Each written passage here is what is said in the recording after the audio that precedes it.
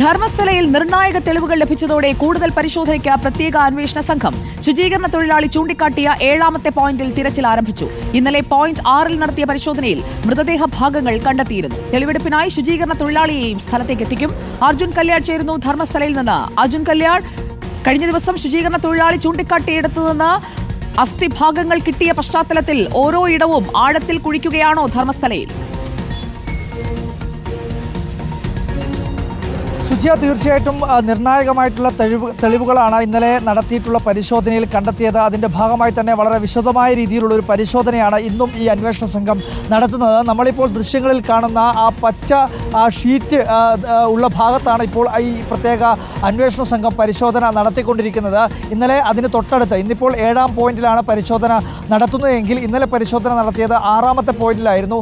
ആ 6ാമത്തെ പോയിന്റിലാണ് നിർണായകമായിട്ടുള്ള ചില തെളിവുകൾ SIT സംഘത്തിന് ലഭിച്ചത്. അതിൽ തന്നെ ഒരു മനുഷ്യ അസ്ഥികൂടത്തിൻ്റെ 14 കഷണങ്ങൾ അവിടെ നിന്നും കണ്ടെത്തി എന്നുള്ളതാണ് ഇന്നലെ ഈ അന്വേഷണത്തിൽ അതീവ നിർണായകമായി മാറിയിട്ടുള്ളത്. ഇപ്പോഴെന്തായാലും നേത്രാവതി പുഴയുടെ തൊട്ട് തീരത്ത് തന്നെയുള്ള ആ പോയിന്റിൽ ഇപ്പോഴും പരിശോധന നടത്തിക്കൊണ്ടിരിക്കുകയാണ്. അല്പസമയങ്ങൾക്ക് മുൻപാണ് ഈ പറയുന്ന ശുചീകരണ തൊഴിലാളി ഉൾപ്പെടെ ഉള്ള ഈ SIT അന്വേഷണ സംഘം ഇവിടത്തേക്ക് എത്തിയത്. തെളിവെടുപ്പിൻ്റെ ഭാഗമായിട്ടാണ് ഇവിടത്തേക്ക് എത്തിക്കുകയും ചെയ്തിട്ടുള്ളത്. പ്രധാനമായും ഇപ്പോൾ 6ഉം 7ഉം പോയിന്റ് നിൽക്കുന്നത് ആ പച്ച ഷീറ്റ് നിലനിൽക്കുന്ന ആ പ്രദേശത്താണ്. 8ാമത്തെ പോയിന്റ് ഉള്ളത്, അതായത് അവിടുത്തെ പരിശോധന നടത്തിയതിനു ശേഷം 8ാമത്തെ പോയിന്റ് വരുന്നത് ഈ നേത്രാവതി പുഴയോട് ചേർന്നിട്ടുള്ള ഈ പാലത്തിന് സമീപത്ത് തന്നെയുള്ള ഭാഗത്ത്, അതായത് പാലത്തിനോട് ചേർന്ന ഭാഗത്താണ് 8ാമത്തെ പോയിന്റ് നിൽക്കുന്നത്. 9ഉം 10ഉം നിൽക്കുന്നത് ഈ റോഡിനോട് ചേർന്നിട്ടുള്ള എന്നാൽ അല്പം വനഭാഗത്തേക്ക് കയറി പോകുന്ന ആ ഭാഗത്താണ്. അവിടെയൊക്കെ തന്നെ ഇനി പരിശോധന നടക്കേണ്ടതുണ്ട്.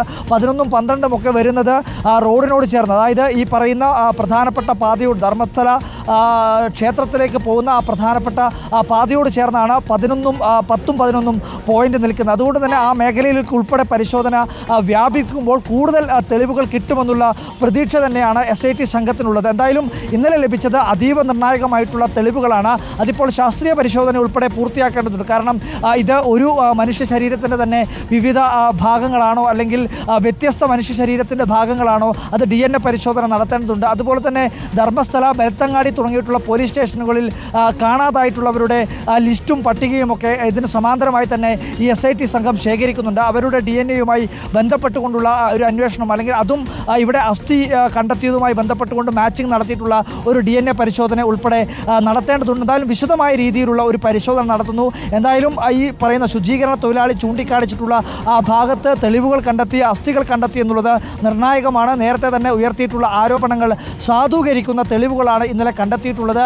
ആദ്യഘട്ടങ്ങളിൽ, അതായത് ഇതിൻ്റെ 1ഉം 2ഉം 3ഉം പോയിന്റുകളൊക്കെ പരിശോധന നടത്തുമ്പോൾ കൃത്യമായ രീതിയിലുള്ള ഒരു തെളിവുകൾ അല്ലെങ്കിൽ സാധൂകരിക്കാൻ വേണ്ടി പാകത്തിലുള്ള തെളിവുകൾ ലഭിച്ചിട്ടുണ്ടായിരുന്നില്ല. എങ്കിൽ 6ാമത്തെ പോയിന്റിലേക്ക് എത്തുമ്പോൾ കൃത്യമായ രീതിയിൽ ഒരു മനുഷ്യ അസ്ഥികൂടത്തിൻ്റെ ഭാഗങ്ങൾ കണ്ടെത്തിയിരിക്കുന്നു. അത് 14 കഷണങ്ങൾ ഉള്ളതാണ് എന്നുള്ള കാര്യം മനസ്സിലാക്കാൻ വേണ്ടി കഴിയുന്നുണ്ട്.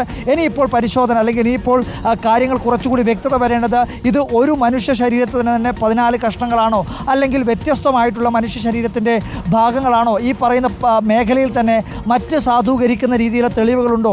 7ാമത്തെ വളരെ പ്രധാനപ്പെട്ടതാണ്. ആ കാടിനുള്ളിൽ മറഞ്ഞിരിക്കുന്നത് വലിയ നിഗൂഢതകളാണോ? മണ്ണിനടിയിൽ നിന്ന് കൂടുതൽ തെളിവുകൾ, മൃതദേഹാവശിഷ്ടങ്ങൾ പുറത്തേക്ക് വരുമോ? ആ തെളിവുകൾ തേടിയുള്ള ധർമ്മസ്ഥലയിലെ അന്വേഷണത്തിൽ ഞങ്ങളുടെ വാർത്താ സംഘവും അവിടെ തന്നെയുണ്ട്. തത്സമയ അപ്ഡേറ്റുകൾ പ്രേക്ഷകരിലേക്ക് നമ്മൾ എത്തിച്ചുകൊണ്ടേയിരിക്കും.